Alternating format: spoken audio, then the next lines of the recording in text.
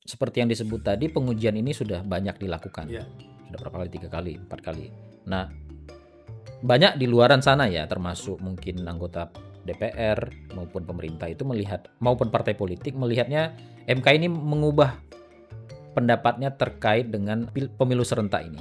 Bahkan ada yang mengatakan MK ini memutus di luar kewenangannya. Nah, ini kan ada pendapat yang semacam itu. Nah, teman-teman perlu melihat apakah MK mengubah pendiriannya di putusan yang terakhir ini. Jadi kalau hanya membaca dalam ruang yang sempit ya, akibat dari putusan ini pemilunya jadi tidak 5 tahun sekali nih karena ada transisinya, itu sudah bercampur-campur. Karena transisi hukum sebagai konsekuensi putusan itu satu hal, tapi waktu pelaksanaan pemilu 5 tahun sekali itu hal yang lain yang sebetulnya tidak sama sekali diganggu oleh putusan ini.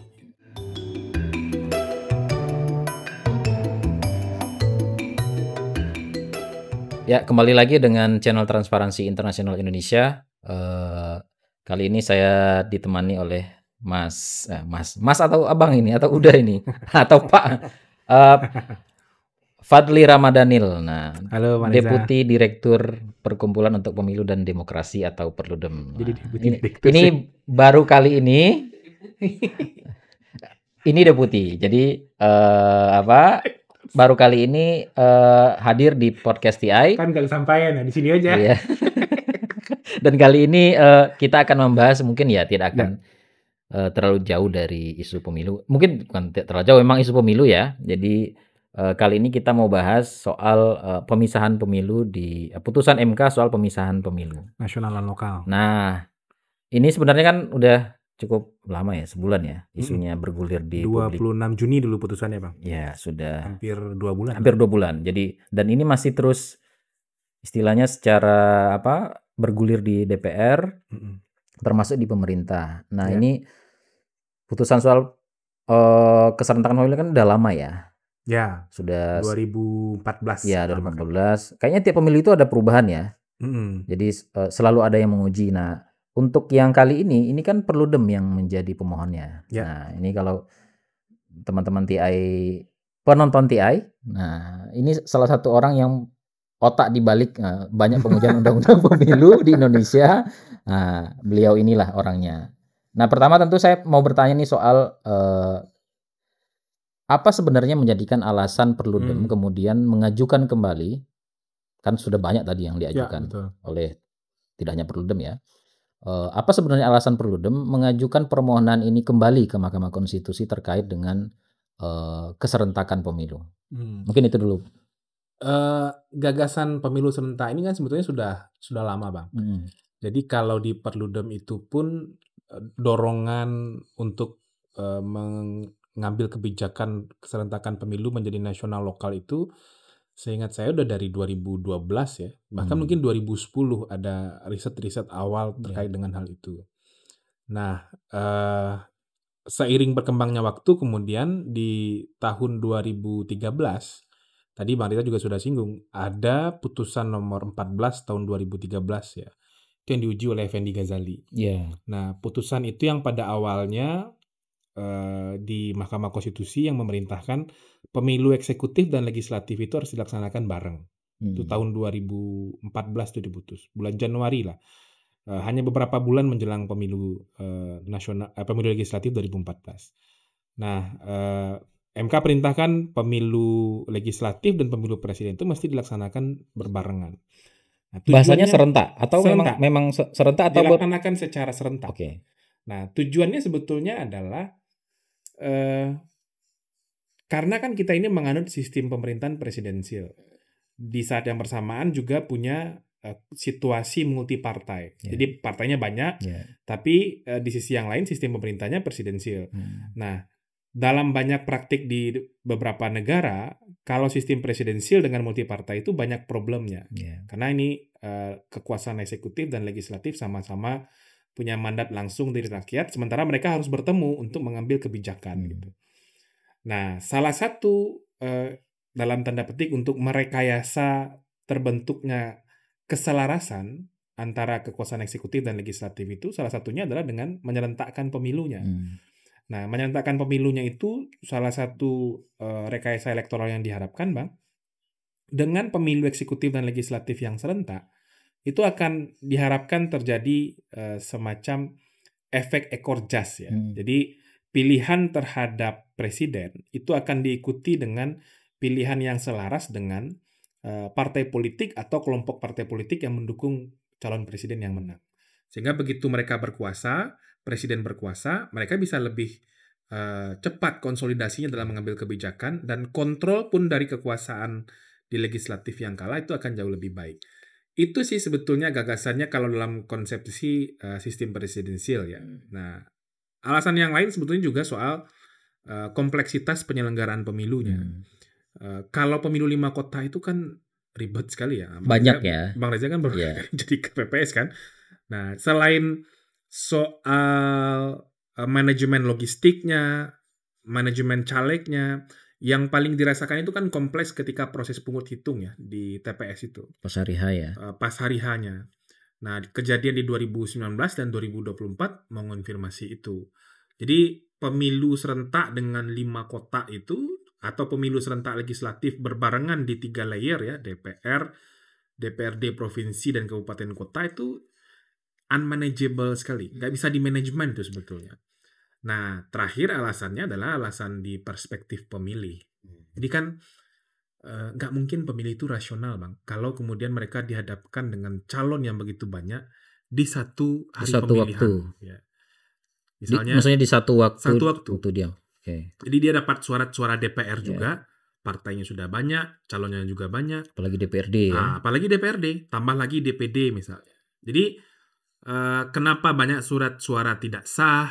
Kenapa kemudian banyak invalid vote ya?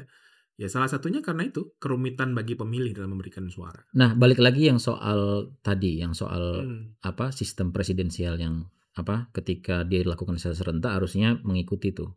Presiden yang dipilih nanti pileknya juga akan mengikuti. Nah, teman-teman Perludem melihat itu berbeda nggak di pemilu 2024 ini sehingga kemudian itu diajukan kembali? Maksudnya itu kan kita pemilu serentak udah berapa kali ini? 2 kali ya. 2 kali ya. Nah, apakah di 2 kali penyelenggaraan pemilu itu efek yang diharapkan itu tidak terjadi? Kalau dari aspek efek ekor jasnya sebetulnya terjadi. Terjadi ya. Terbukti bahwa pemilu serentak itu melahirkan keselarasan antara kekuasaan eksekutif yang menang itu selaras dengan partai politik yang ada di DPR. 2019 misalnya ya, lepas kita melihat pemerintahan Jokowi seperti apa, Jokowi yang menang Pilpres yang berpasangan dengan Kiai Ma'ruf Amin, itu kan kelompok partai politik pendukungnya juga menjadi yang dominan di DPR. Kalau yang 2024 gimana? 2024 juga sama. Sama ya. Bahkan jauh lebih signifikan kan, Bang? Maksudnya kalau digabung dengan seluruh partai koalisinya. Iya, betul. Kalaupun sebelum misalnya kan yang berpindah kan hanya Nasdem ya setelah pemilihan. PKB ya. Dan PKS kan? PKS.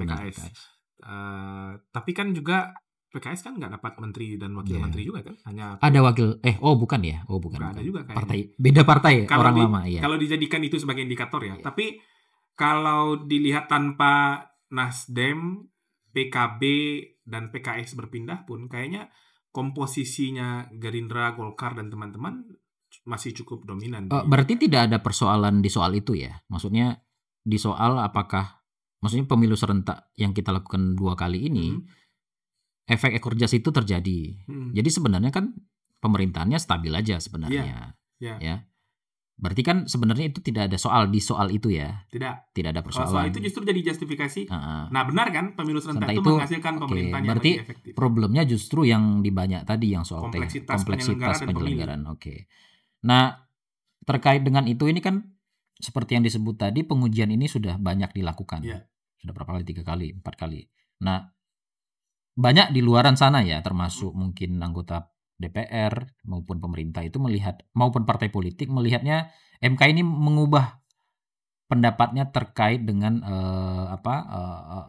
pemilu serentak ini. Bahkan ada yang mengatakan MK ini memutus di luar kewenangannya. Nah, ini kan ada pendapat yang semacam itu. Nah, teman-teman perlu melihat apakah MK mengubah pendiriannya di putusan yang terakhir ini. Nah, sebetulnya tidak, Bang. Oke. Justru MK menunjukkan konsistensinya sebetulnya. Kalau orang mau agak hati-hati membaca putusan MK ya. Jadi memang jangan hanya baca soal MK memutus format keserentakannya saja.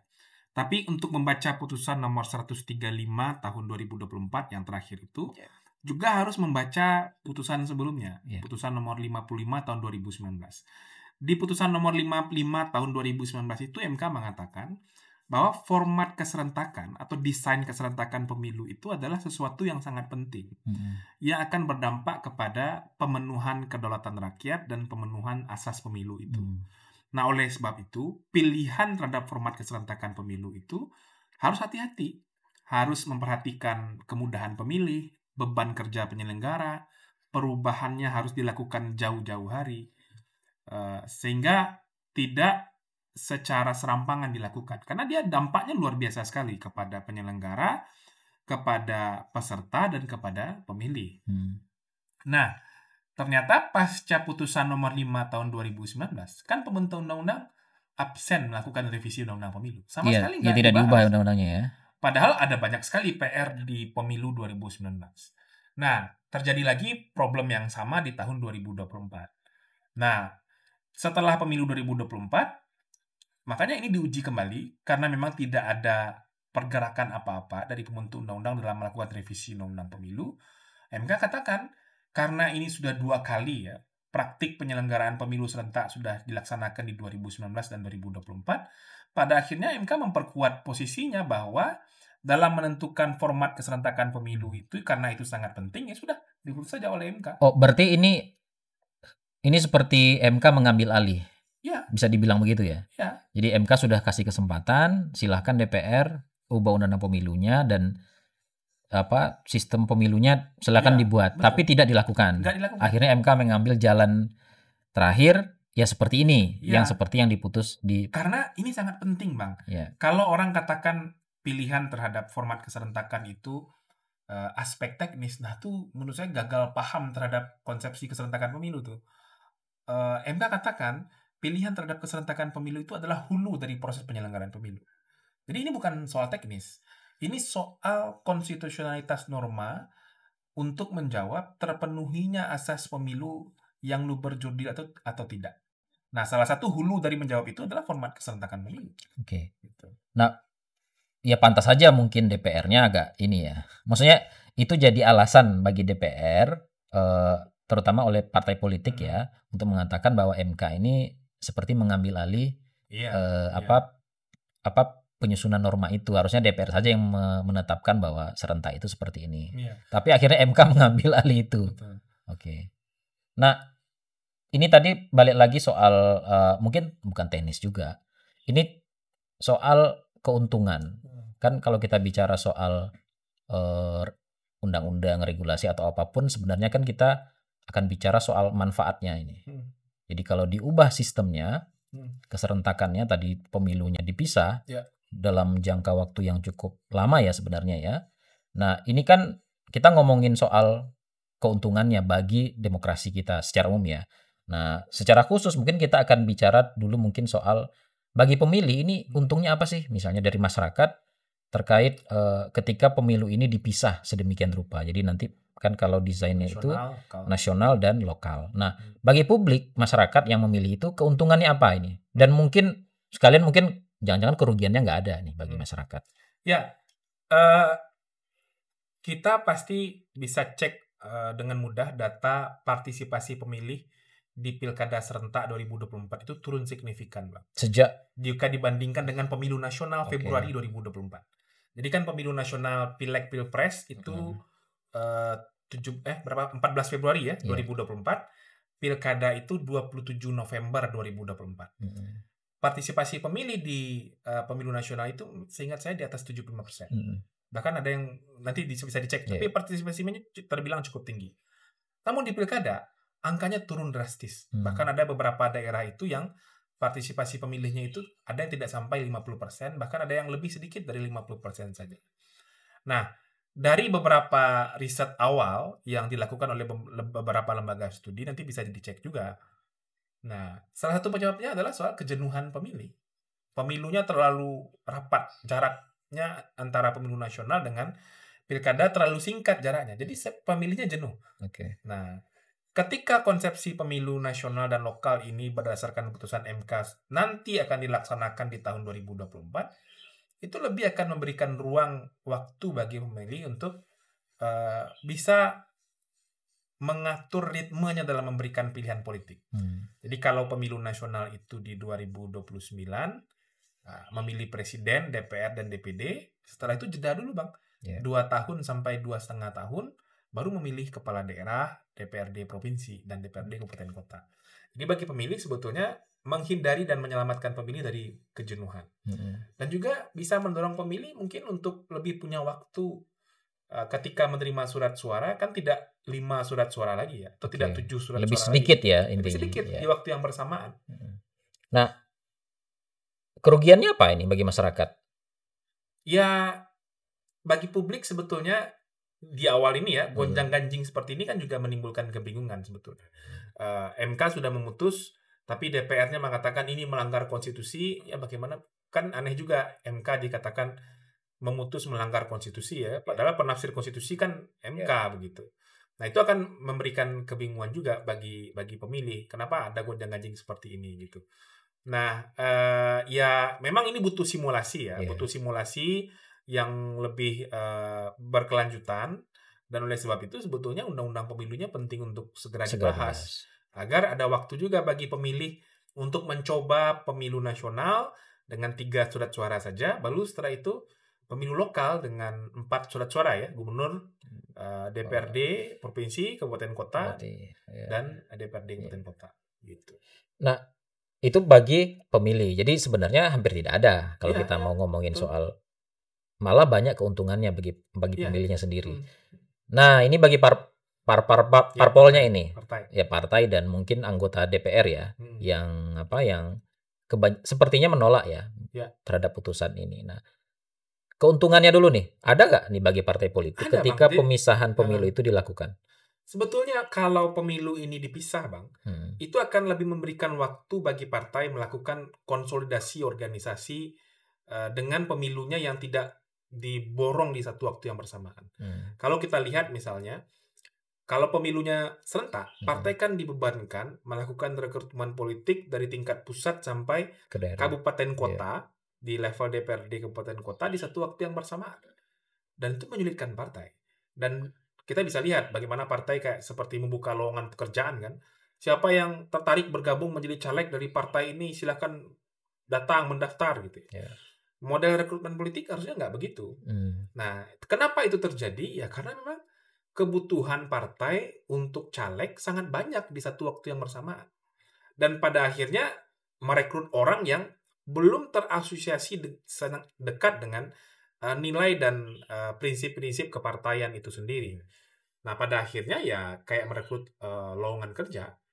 Nah, tapi kalau dengan model dipisah begini, partai akan lebih punya waktu. Mereka fokusnya di 2029 ya fokus ke DPR RI saja.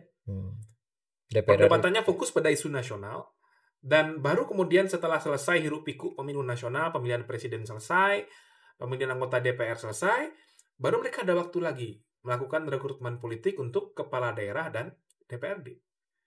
Jadi energi partai bisa terkelola dengan baik, dan mereka melakukan rekrutmen politik bisa jauh lebih kuat sebetulnya karena tidak borongan. Tapi ini maksud saya penolakan ini kan yang muncul, yang kita lihat dibaca di publik itu kan hanya soal MK itu memutus di luar. Nah, pertanyaannya kan sebenarnya kalau ini diputus itu, gitu. Alasannya apa kan? Maksudnya kalau keuntungannya ada yang tadi disebut Mas Fadli tadi, kerugiannya apa ini bagi partai politiknya? Ini dugaan ya Bang ya. Nah, ini dugaan. Mungkin teman-teman partai bisa konfirmasi. Selama ini ya secara praktik kampanye untuk pemilu legislatif itu kan biasanya caleg DPR RI, provinsi dan kabupaten kota itu kan tandem. Satu spanduk lah ya. Iya benar ya. Termasuk satu iklan juga mesin partainya kan. Mesin partainya mesin barengan gitu aja.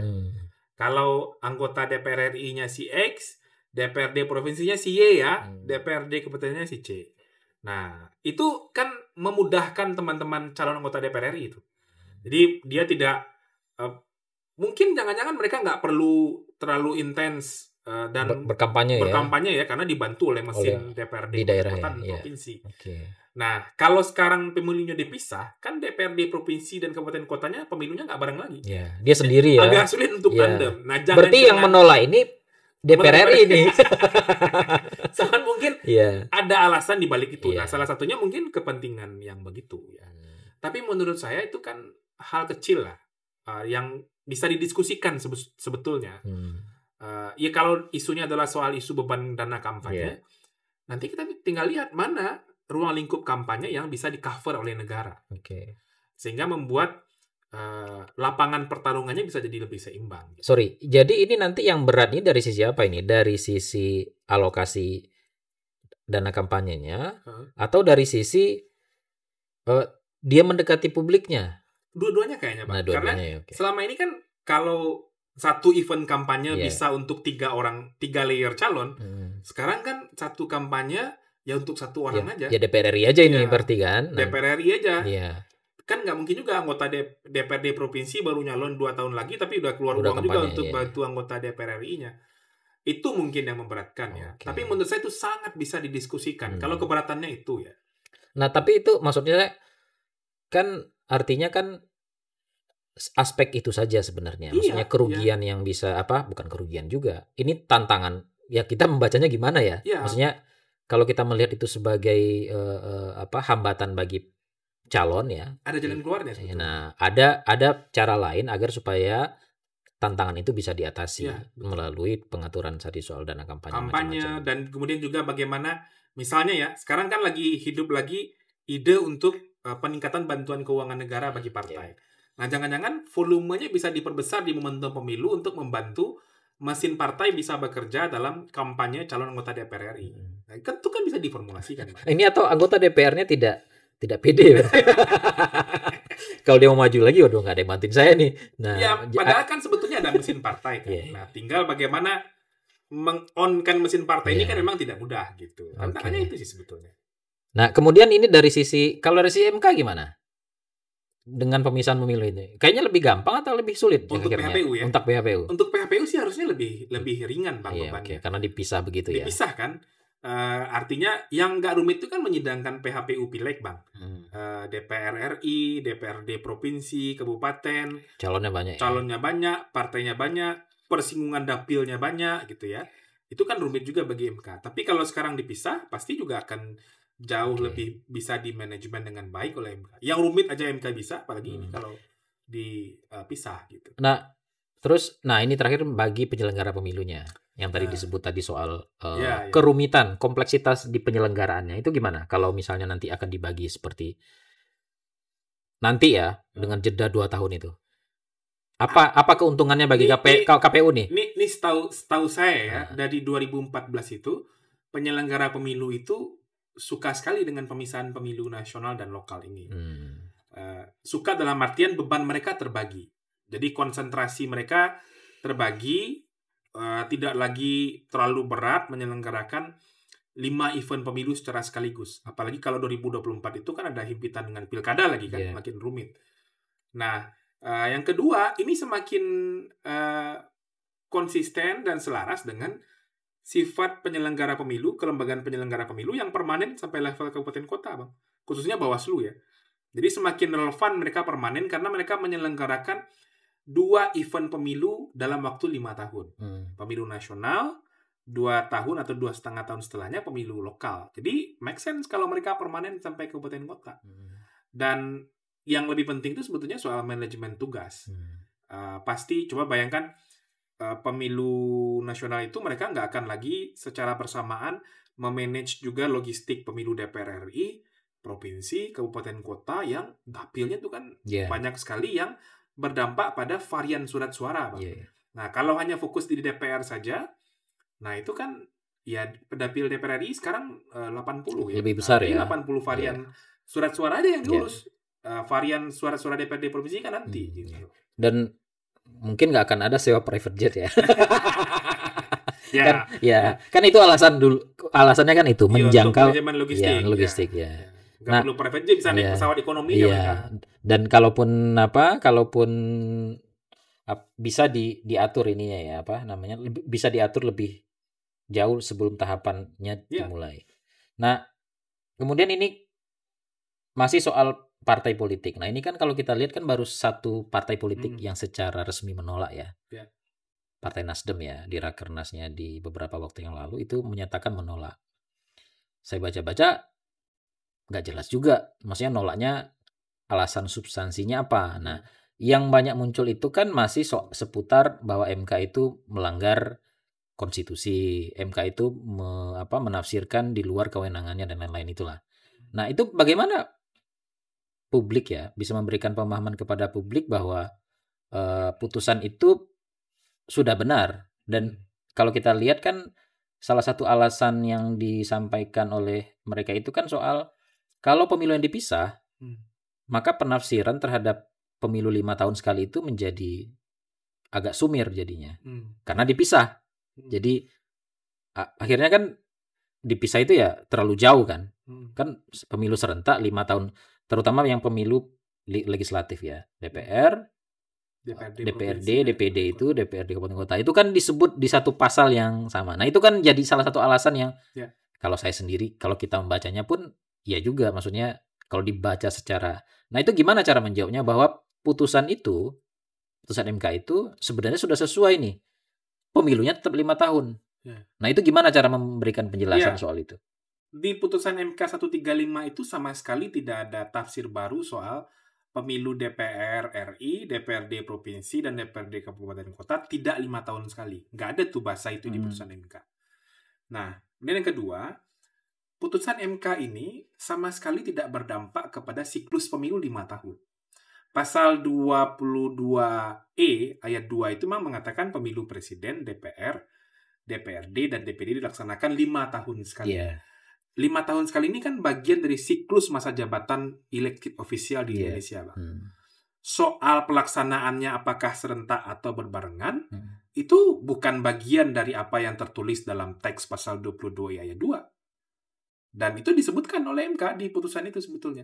Soal pelaksanaannya itu bukan bagian dari teks di pasal 22 ayat 2. Dan lagi pula, kalau misalnya ya, pemilu DPR RI taruhlah dilaksanakan di tahun 2029. Kemudian pemilu lokal DPRD Provinsi dan Kabupaten Kota karena diperintahkan paling cepat 2 tahun atau paling lambat 2,5 tahun sejak pelantikan Presiden atau DPR, itu kan berarti di 2031. Nah, masa jabatan untuk pemilu DPRD Provinsi dan Kabupaten Kotanya kan tetap 5 tahun. Berakhir di 2029 misalnya.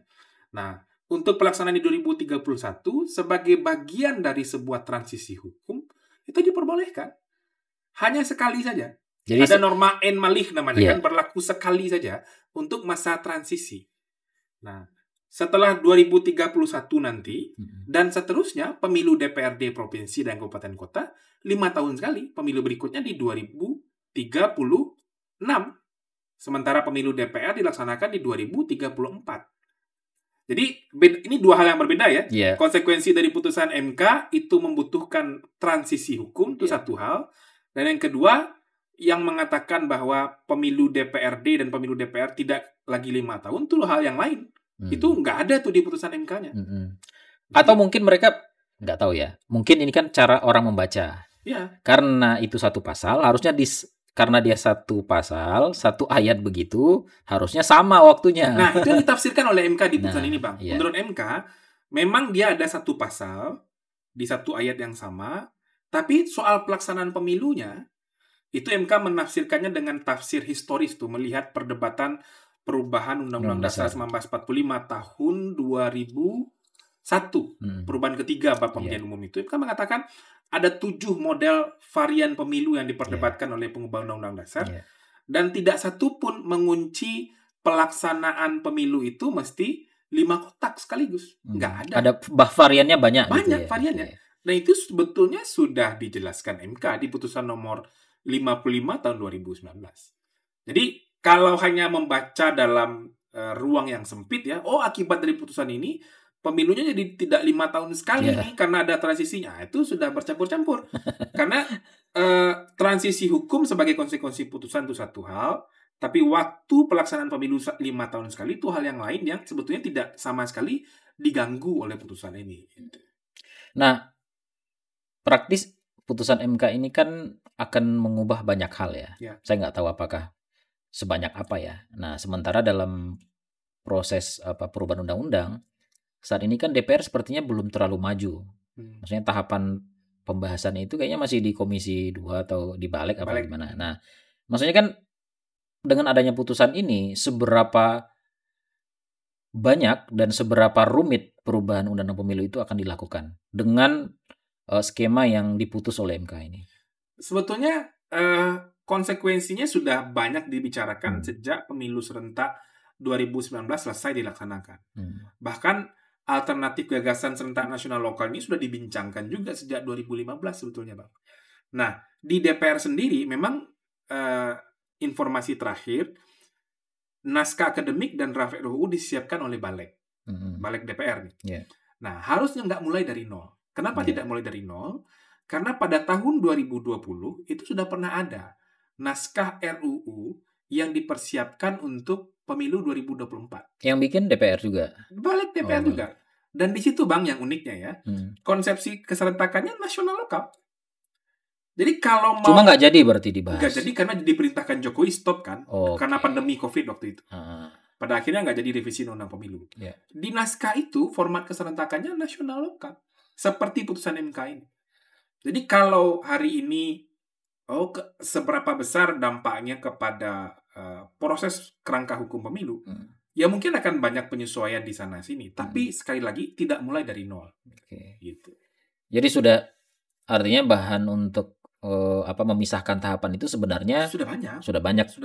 Nah, teman-teman kan kemarin nge-launching ya usulan masyarakat sipil. Itu apa saja? Mungkin garis besarnya saja ya. Maksudnya materi-materi yang akan diusulkan di dalam revisi undang-undang pemilu versi masyarakat sipil itu. Ya, kita mengusulkan kodifikasi undang-undang pemilu.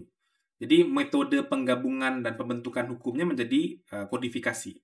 Nah, kodifikasi itu kan identik punya buku-buku ya. Buku 1, buku 2, buku 3.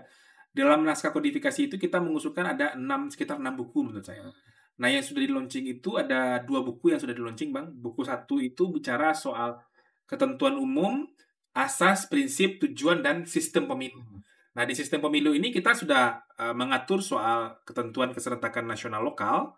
Kemudian juga kita mengusulkan juga agar tidak terjadi perdebatan dua kutub yang tajam soal sistem pemilu proporsional terbuka dan tertutup. Di naskah itu kita mengusulkan ada sistem mixed member proporsional. Jadi sebagian karakteristik utama dalam sistem proporsional terbuka diambil, dan sebagian dalam karakteristik sistem proporsional tertutup diambil juga. Nah, itu sudah diusulkan dalam naskah ini. Kemudian buku keduanya itu bicara aktor pemilu, bicara soal KPU, Bawaslu, majelis etiknya, kemudian termasuk juga pemilih, lembaga pemantau, dan lain-lain. Nah, ini berarti artinya kan DPR-nya sendiri sudah punya bahan sendiri ya? Harusnya sudah ya, karena pasti sudah satu di 2020 itu sudah ada draftnya, dan kemudian di 2024 ini juga mungkin sudah ada, karena pembahasannya sudah berkali-kali saya lihat kita lihat di media ya. Dan nah, kalau kita bicara soal tenggat waktu ini, pembahasan sekarang kan sudah 1 tahun ini Presiden Prabowo, hampir 1 tahun ya. Nah, kalau kita mau bicara yang ideal, kira-kira kapan nih paling lambat DPR harus mengesahkan revisi undang-undang pemilu ini? Idealnya masih selesai di Juni pertengahan tahun depan. Idealnya. Kenapa? Karena di Oktober atau November tahun depan itu sudah mulai rekrutmen penyelenggara pemilu di tingkat nasional. Oh, yang ke nasional habis ini, Bang? Habis, kan dia habisnya April 2027, Bang. Artinya akhir tahun depan itu sudah mulai seleksi lagi. Nah, kita mengusulkan penataan mekanisme pengisian jabatan ini. Anggota KPU Bawaslu juga bagian dari kodifikasi ini. Jadi satu prinsipnya, tidak boleh lagi rekrutmen penyelenggara pemilu, baik di level provinsi, kabupaten, kota, terjadi di tengah tahapan. Jadi rekrutmennya juga harus serentak sebelum tahapan dimulai. Nah, itu juga sebuah hal yang mesti dihitung gitu. Makanya kalau idealnya revisi ini atau perbaikan ini undang-undang pemilu harus sudah selesai di pertengahan tahun depan. Gitu. Untuk mengejar yang untuk rekrutmen di tingkat pusat. Daerah menyusul lah gitu. Daerah menyusul setelah itu dengan penataan masa jabatan juga. Oke. Nah ini ada isu lain nih soal masih seputar pemisahan pemilu. Nah ini kan akhirnya karena jaraknya yang jauh berbeda itu, nah ada satu isu yang terlintas ini. Kalau misalnya dia gagal nih, nyalek misalnya, atau ada anggota DPD gagal, atau malah ada capres nih gagal nih misalnya, kan jeda itu kan memberikan mereka kesempatan untuk maju. Nah, seingat saya dulu itu pernah, saya nggak tahu yang dilarang itu apa ya, anggota DPR RI mencalonkan diri di kepala daerah. Nah, harus mundur dia ya, tidak boleh nonaktif aja kan. Nah, maksud saya, apakah itu tidak justru membuka peluang bagi caleg-caleg gagal ini untuk maju di pemilihan legislatif di tingkat lokal maupun jadi kepala daerah? Nggak apa-apa, malah bagus kan sebetulnya. Nah, karena bagian kan dulu selama ini yang jadi isu kan sebetulnya orang mesti mundur jadi kepala daerah ketika dia sudah menjabat anggota DPR RI. Nah, secara prinsip sih kita setuju ya, maksudnya ya kalau mau mengambil ruang pengabdian politik di lembaga legislatif, ya fokus aja di sana. Berarti ini kita kasih kesempatan ya? Iya, nggak apa-apa. Kalau dia udah nggak kepilih apalagi, biar aja dia daftar gitu, nggak apa-apa juga. Oh, berarti itu bukan soal ya, artinya ketika ada calon yang gagal di pemilu nasional, nah dia bisa maju lagi. Termasuk DPD kan boleh? Boleh. Boleh mencalonkan diri di daerahnya. Boleh maju lagi di legislatif maupun misalnya, atau boleh maju lagi di kepala daerah. Nah, tapi Bang, kita juga mengusulkan di rekodifikasi itu agar tidak mudah orang nyalek ya. Tiba-tiba ada orang yang punya uang banyak, pengen jadi anggota DPR RI, kasih uang ke partai, nyalek. Nah, kita mengusulkan agar fenomena seperti itu tidak terulang dan lompat partai tidak terjadi dengan mudah, maka harus ada batasan waktu tertentu bagi orang untuk jadi anggota partai dulu baru bisa nyalek. DPRD kabupaten kota itu minimal setahun, provinsi 2 tahun, DPR RI 3 tahun. Nah, ini terakhir, ini soal dampak hukum ya. Nah, ini kan kita tidak tahu nih posisi partai politik. Kita tadi sudah sampaikan cuman baru Nasdem. Terus nanti kan pasti ada keputusan politik nih untuk mengadopsi putusan MK ini. Nah, kira-kira kalau misalnya nanti DPR-nya agak bandel gitu ya. Jadi dia kan DPR kan biasa ya kalau bikin undang-undang terus dia mengadopsi yang sesuai dengan kehendak dia saja misalnya ya. Nah, kalau misalnya kemudian DPR tidak mengadopsi keserentakan pemilu ini yang sesuai putusan yang terakhir ini, kira-kira dampak hukumnya apa? Apakah nanti diuji lagi terus panjang lagi dong nanti jadinya? Pasti potensi masalahnya pasti itu Bang, akan diuji lagi dan lain-lain. Tapi menurut saya itu akan memberikan keadaban hukum yang semakin jauh ya dari kita. Kalau kemudian justru pembentuk undang-undang sendiri yang tidak patuh pada putusan pengadilan. Nah, kalau situasi hari ini ya ada penolakan dalam tataran ide, dalam tataran diskursus publik, itu kan biasa saja, ya silakan saja gitu. Tapi ketika itu akan dibawa dalam proses pengambilan keputusan, putusan MK yang final and binding harus diikuti gitu. Tapi ada satu lagi nih.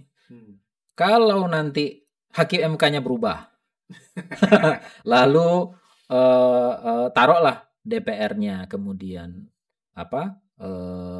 membuat undang-undangnya yang tidak sesuai putusan MK tadi, lalu kemudian diuji lagi oleh Perludem misalnya, tapi hakim MK-nya berubah. Nah ini kan gimana itu nanti jadinya? Ya semoga Presiden dan juga DPR tidak semain-main itu ya dalam menyelenggarakan negara. Dan kita juga tahu bahwa salah satu respon DPR terhadap putusan ini kan mau merevisi undang-undang MK kan. Dan penggantian hakim MK yang mengerti legislasi kan. Betul. Revisi itu bahkan hanya mengatur ngotak-atik soal periodisasi hakim yang tidak terlalu penting sebetulnya. Gitu. Ya kita berharap Presiden bisa jadi kunci ya. Menurut saya Presiden mesti mengajarkan bagaimana kepatuhan terhadap hukum, peradaban negara hukum dan demokrasi itu. Ini kuncinya salah satunya patuh. Nah, teman-teman sendiri melihat sikap pemerintah gimana? Ya mungkin bukan pemerintah ya. ya tentu partai penguasa ya. Ya. Gerindra misalnya. Itu teman-teman melihatnya gimana? Gerindra kira-kira setuju apa enggak ini tuh soal? Harusnya setuju, Bang. Dari informasi yang kemudian berkembang ya dalam beberapa pembahasan pasca putusan ini, memang yang ditunggu memang sikap presiden. Presiden belum bersikap terhadap pembahasan revisi undang-undang pemilu akan dimulai kapan. Ya makanya partai-partai masih wait and see saja gitu. Nah, kita memang mendorong nih agar Pak Presiden ya sudah segera dibahas saja. Segera dibahas proses pembahasannya, semua ide, gagasan, asesmen terhadap proses pemilu yang jauh lebih baik bisa tertampung di sana dalam kerangka pengambilan kebijakan. Oke, Mas Fadli. Siap. Kita mungkin akan berhenti di situ. Ya. Karena ya kita belum tahu nih. Kalau nanti misalnya jadi dibahas, mungkin isunya akan jauh lebih menarik dan mungkin ini bagi publik untuk memberikan penjelasan bahwa sebenarnya ya putusan MK ini ya sudah sesuai ya dengan apa yang diputuskan oleh MK, putusan-putusan MK yang sebelumnya. Oke. Terima kasih. Sama-sama, Pak. Iya, demikian teman-teman, kita kembali lagi di episode yang